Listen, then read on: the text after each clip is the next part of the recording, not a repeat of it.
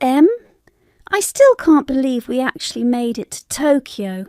It feels like just yesterday we were talking about how cool it would be to visit Japan. Right? I mean, planning that trip felt like forever ago. Remember when we first started looking at flights? We must have spent hours comparing prices and dates. Oh my gosh, yes! And then there was all the research, figuring out where to stay, what neighbourhoods to explore, which train lines go where. Honestly, I think half the fun was just preparing for it. Totally agree. But honestly, no amount of prep could have prepared me for how amazing it really was. Like, Tokyo is one of those places you hear so much about, but nothing compares to actually being there. Exactly. Everything about it. The energy, the people, the food. It's just magical. Do you remember our first day when we landed at Narita Airport? How could I forget? That flight felt endless. By the time we got off the plane, I was exhausted, but also buzzing with excitement. Then came customs, baggage claim, and figuring out how to get into the city. Yeah.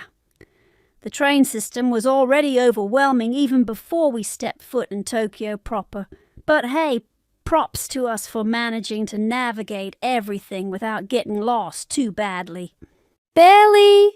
Okay. Let's rewind a little. Tell me again what your first impression was as soon as we stepped outside the airport. Well, if I'm being honest, I think my first thought was, wow, this place is huge. I mean, Narita itself isn't technically Tokyo, but even from the moment we boarded the Narita Express, I could tell we were heading somewhere special. Yeah, the train ride gave us our first real glimpse of Japan. All those perfectly manicured fields and little towns passing by. It was almost surreal. So clean, so organized. It made me feel like we were entering another world entirely. Absolutely.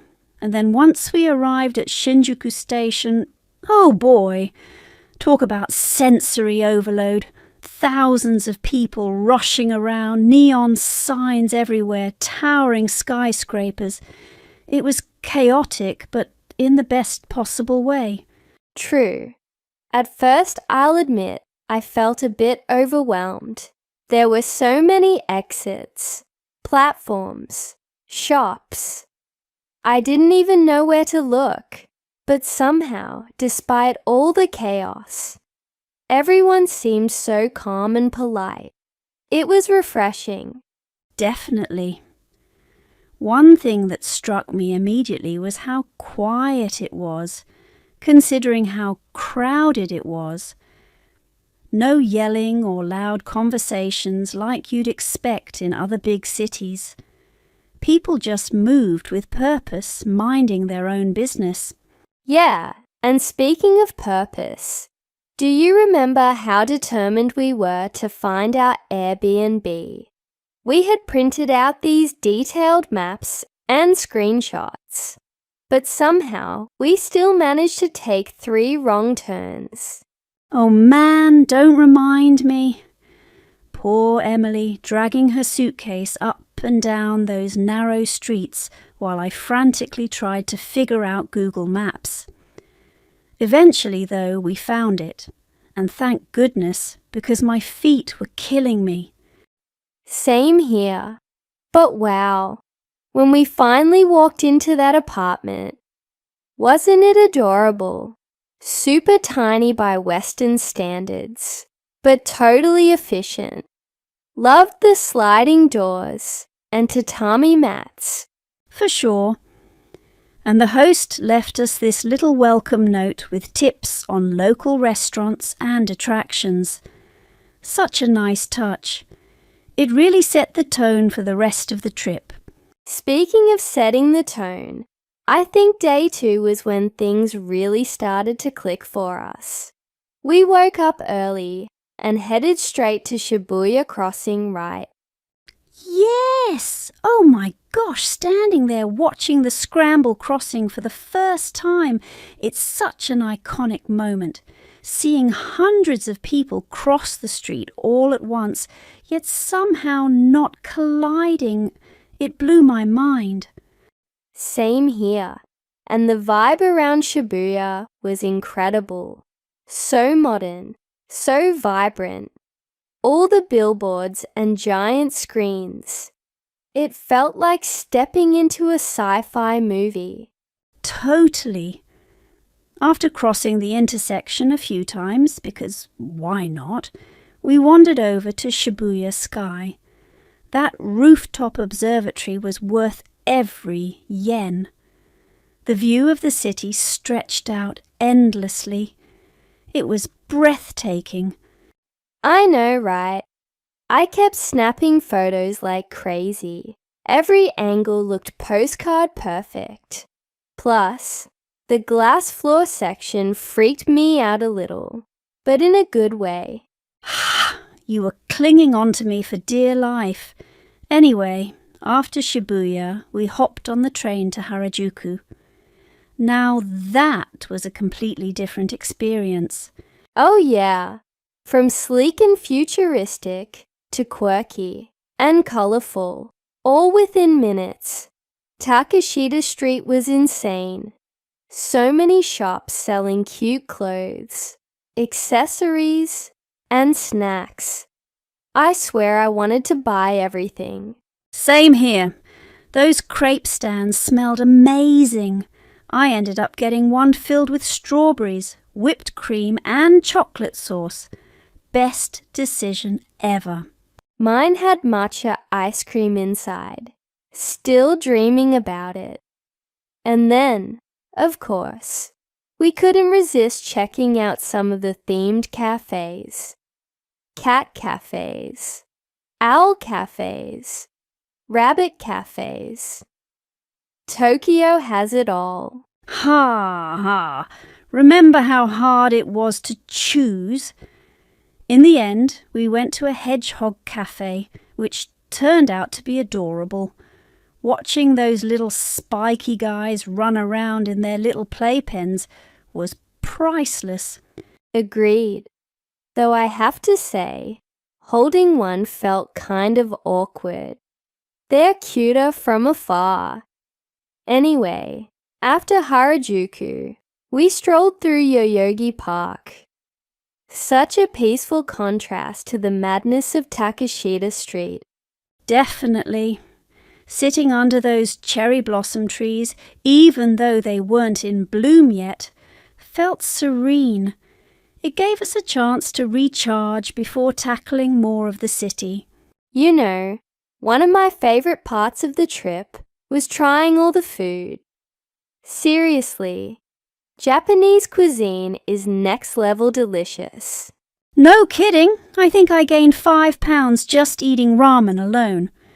Remember Ichiran Ramen in Shinjuku? That was hands down the best bowl I've ever had. Oh, absolutely. The rich pork broth, the springy noodles, the perfectly cooked egg, perfection. And the whole solo dining experience was unique too. Sitting in your own little booth, focusing solely on the meal. It was oddly meditative. Couldn't agree more. Another highlight for me was the sushi at Tsukiji Market. Fresh doesn't even begin to describe it. Watching the chefs prepare each piece right in front of us was mesmerizing. Yes. I still dream about that fatty tuna nigiri. Worth every penny. And speaking of markets, we also hit up Ameya Yokocho in Ueno, right? Yup! That place was a treasure trove of street food. Grilled skewers, tempura, takoyaki. We basically ate our way through the entire market. Don't forget the melon pan. That sweet bread was ridiculously addictive. I probably should have bought 2. Or 10, laughs. Oh, and let's not skip dessert. Those mochi ice creams we tried in Asakusa? Life-changing. Soft, chewy, cold. They hit all the right notes. Totally. And then there was that random izakaya we stumbled upon late one night. Ordering dishes blindly based on pictures was such a fun gamble. Turned out everything was amazing. True story, that yakitori and miso soup combo was comfort food goals. Honestly, I miss it already.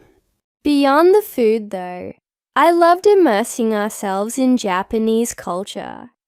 Visiting Senso-ji Temple in Asakusa was such a powerful experience. Absolutely.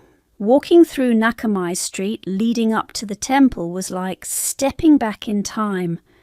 All those traditional stalls selling fans, kimonos and snacks. It felt so authentic. And then seeing the massive Keminarimon gate with its red lantern. Wow! The architecture was stunning. Inside the temple, lighting incense sticks and making wishes felt incredibly meaningful. Same here. I felt so connected to the history and spirituality of the place. Plus, the view of Tokyo Skytree from the temple grounds was gorgeous. Definitely. Another cultural highlight for me was attending a tea ceremony workshop. Learning about the rituals and significance behind each movement was fascinating. Agreed, it was such a calming experience. Sipping that bitter matcha while surrounded by minimalist decor, it made me appreciate the beauty of simplicity. And let's not forget the kimono rental day. Dressing up in traditional attire and walking around Kyoto-style streets in Tokyo was unforgettable. Haha, yes. Trying to walk gracefully in those wooden sandals was harder than expected, but posing for photos against the backdrop of old buildings? Totally worth it. Looking back now, I can't believe how quickly the week flew by. Each day was packed with new adventures, and yet it never felt rushed. Exactly. Tokyo has this way of balancing excitement and relaxation. Whether we were exploring bustling districts or enjoying quiet moments in parks, everything flowed naturally. I think what stood out most to me was the kindness of the people. Everyone we met, from shopkeepers to strangers giving directions, was so helpful and respectful. Same here.